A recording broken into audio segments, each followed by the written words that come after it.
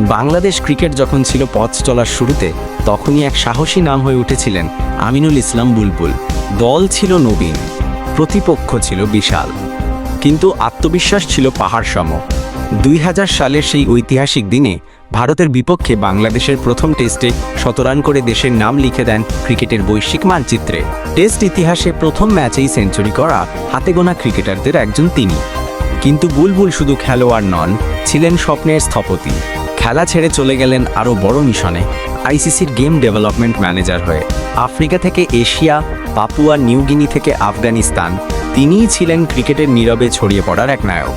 এবং 2025 সালে তিনি ফিরলেন সেই প্রিয় মাটিতে। এবার আর ব্যাট হাতে নয়, বাংলাদেশ ক্রিকেট বোর্ডের সভাপতি হিসেবে নেতৃত্বের আসনে বসে নতুন প্রজন্মকে তৈরি করতে আজও তিনি ততটাই নিবেদিত। বুলবুল আহমেদ, একজন যিনি ছিলেন মাঠের সৈনিক, বিশ্বমঞ্চের কূটনীতিক, আর এখন দেশের ক্রিকেটের দিক নির্দেশক। তার গল্পটা শুধু একজন ক্রিকেটারের নয়, এটা একজন স্বপ্নবান পথপ্রদর্শকের গল্প।